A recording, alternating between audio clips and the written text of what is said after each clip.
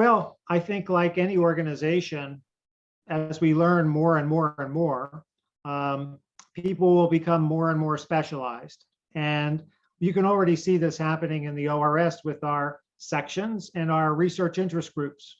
We're developing more of those. We have 7 sections now. We have a number of research interest groups. I think the numbers of those groups will grow, and they'll become bigger. There may even be subgroups within the existing groups. And I think they'll start to have more meetings. So right now, for example, I belong to the tendon section. The tendon section has a meeting during the ORS meeting, and then every few years they have a separate meeting. I think those separate meetings will become more often, so that these sections will become more and more important in the life of the ORS. And I think it's very important for the ORS to be supportive of the sections to try to keep still kind of in the family of the ORS, as opposed to having the sections start separate groups and then moving away, because this happens sometimes in medical organizations. Certainly as subspecialization occurs, that there's a tendency for the subspecialized groups then to separate away from the main group. So for example, in the orthopedic surgery community, the subspecialty groups, first they were like little clubs within the orthopedic academy, then they were meetings that happened before or after the orthopedic academy, but in the same city at the same time, and now they're completely separated. So I'm hoping that doesn't happen with the ORS, and that we're able to maintain good relationships with the subspecialty groups as they develop, and that we're able to keep the same kind of collegial culture as well, because I think that's a very important part of the ORS, the culture that we have as an organization of collaboration, collegiality, the interdisciplinary nature of the organization.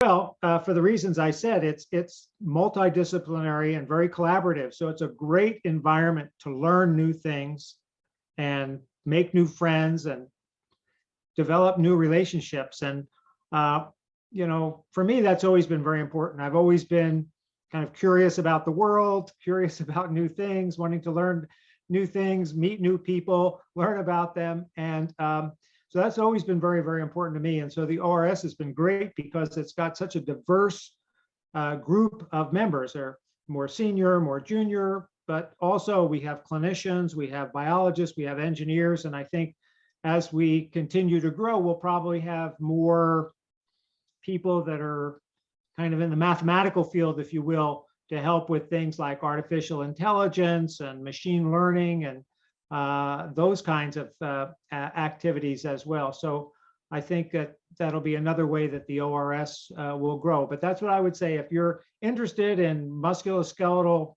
problems, ORS is a great organization because it brings all different kinds of thinking to bear in this one area. So you have a great opportunity to learn from a wide diversity of other people and develop collaborations with other people to make you a better person and to make your science better science.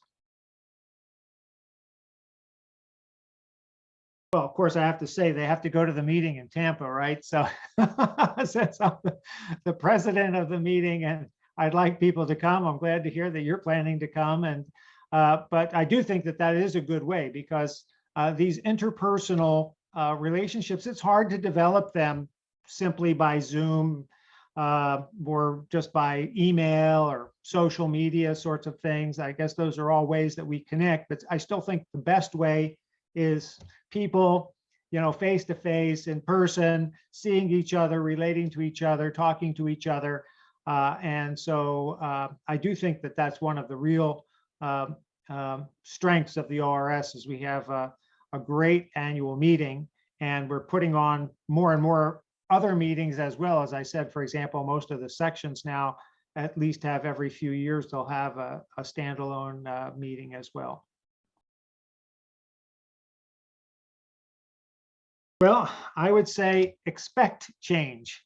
Expect that things are going to change. whatever ideas you have for your research now. For example, you were telling me about your own curiosity about immune cells and inflammation and biomaterials. It's fine to have kind of a general philosophy, I think, but you have to expect that the methods are going to change, the questions are going to change, the solutions are going to change. You just have to be open to that, kind of continual evolution of the questions and problems and approaches that we take.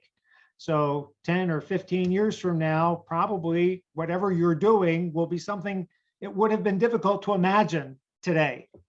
And except in very broad outlines to say it's different.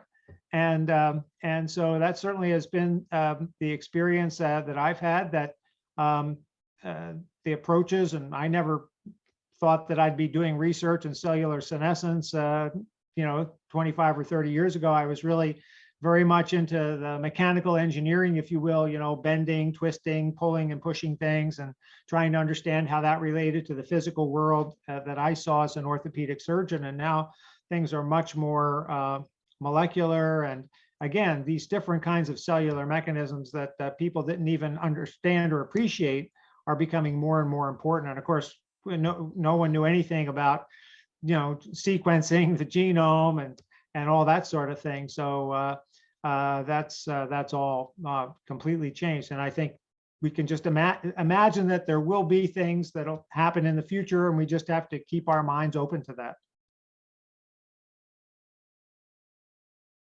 Well, like I said, I'm a curious person. I'm a curious, odd, I guess, maybe, but a curious, inquisitive person. I always have been, and curious about other people, how they live, what motivates them, and as a doctor, as a clinician, what their problems are, how those problems affect their lives, affect their families, affect their work, what I can do to help. So I've also always had that aspect as well, that I enjoy helping other people. So now they have a kind of a term for it. They call it servant leadership, where basically the job of the leader is to make the lives of the people you're leading better, to make if you're in a business, to make the customers of the business, serve their needs. That's your job, and to serve the needs of the people that you work with and the people that you lead. It's not about you, it's about everybody else, actually. And so that's always been important for me to do that. And where I work now at the Mayo Clinic, that's also been an important aspect of the attitude there.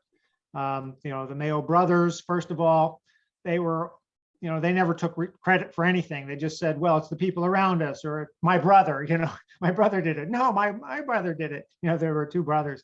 And they also, one of the sayings that they frequently would say is, it's amazing how much you can accomplish if you don't care, who gets the credit, So and I think that's also very important. So it's, the happiest thing for me has been to see some of my students have been able to succeed and become professors, faculty in their own right, get their own grants, and succeed, and hopefully leave me in the dust, that far exceed whatever I've been able to accomplish. It's just a pleasure for me to feel that I've, been able to help in a little way to do that. So that's what gives me pleasure, and that's what I enjoy about having an opportunity to lead, is simply it gives me a better opportunity to help other people and bring other people along to serve after me.